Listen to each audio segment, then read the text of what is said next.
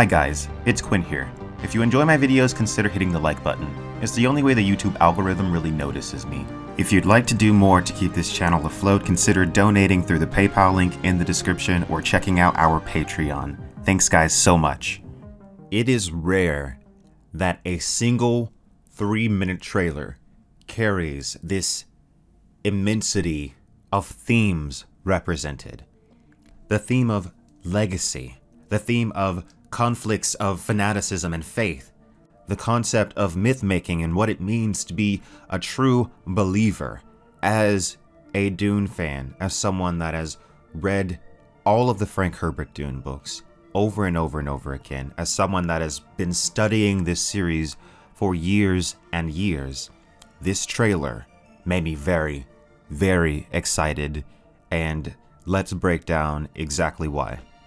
So this trailer opens up with the 3 moons of Arrakis, and there is a monologue of Paul Atreides talking about the Harkonnens in reference to his family's own feud with the Harkonnens, which has been going on for generations and generations and generations, and in reference to the oppression of the Fremen. To the Fremen, the desert isn't merely a land of resources to be pillaged. It is their home. They have a deep spiritual and mystical connection to the desert. And they also know the secrets of the desert. They know how to disappear into the desert. The Emperor and the Harkonnens are oppressing the Fremen because of the existence of spice melange. Spice melange is only found in the deep deserts of Arrakis. The spice extends life, heightens awareness. We've heard all this before. So what we are seeing in this trailer, and a huge part of what we see in the book, are Fremen efforts to curtail the process of collecting spice for the Harkonnens.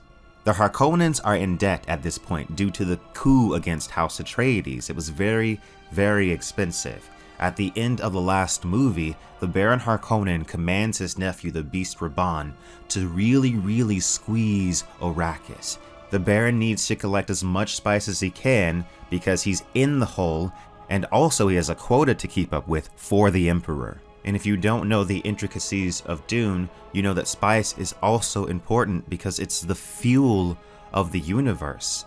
The navigators who navigate ships through outer space need the spice melange in order to avoid obstacles. Without the spice melange, travel throughout the cosmos is unpractical and extremely dangerous.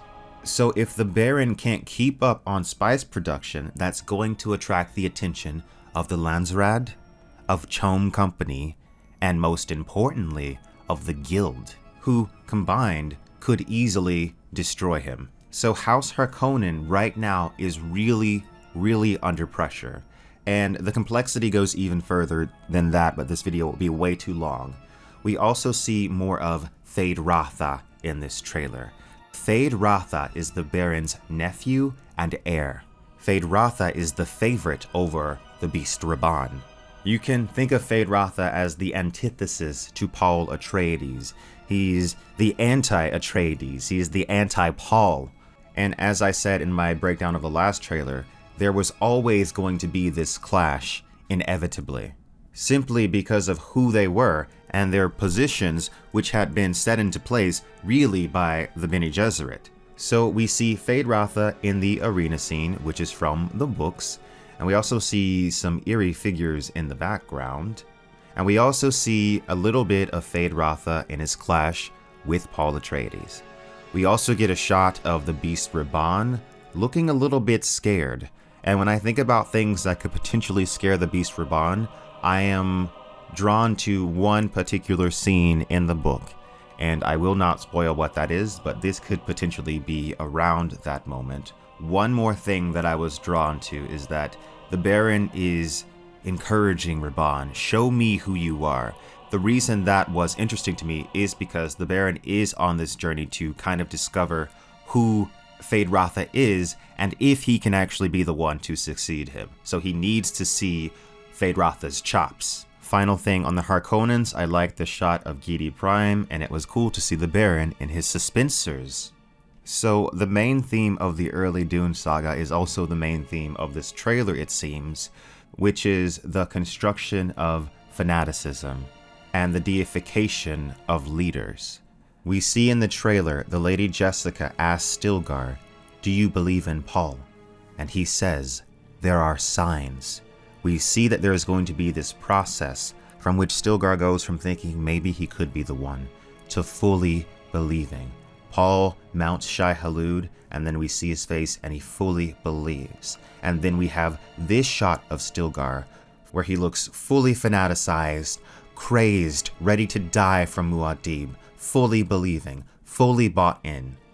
This is the real power of Jessica's order, the Bene Gesserit. They have the ability to create legends. They have the ability to produce human gods. I think what Frank Herbert was saying in putting this in his book was that the Bene Gesserit are merely exploiting a desire that already exists within humanity.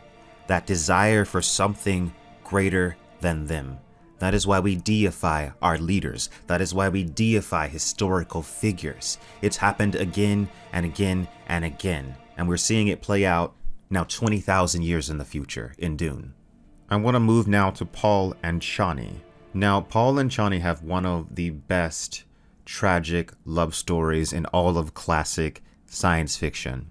He calls her his Sihaya, which in the Fremen language meant the desert spring. Chani is integral in Paul's assimilation into Fremen society and Fremen culture. She is his gateway. It is important for this movie to emphasize their interactions and their connection, and anybody that's telling you otherwise doesn't understand the book. The character of Chani is extremely important for Paul Atreides' development as a character in the first book and later in the books. So it's great to see proper attention being given to that aspect of the story as well. Also in this trailer, we get a clearer look at the spice agony scene. So we see Jessica in taking the water of life. So we talked about this in the last trailer breakdown. In Fremen society, there are wild reverend mothers, women that have some of the powers of the Bene Gesserit. This is one of them. Through the spice essence, someone trained in the Bene Gesserit way can unlock their genetic memory. That is what we are witnessing in this scene, and I am very excited to see it because a lot occurs in this scene, a lot more than you might think from hearing that description, but I won't spoil it entirely.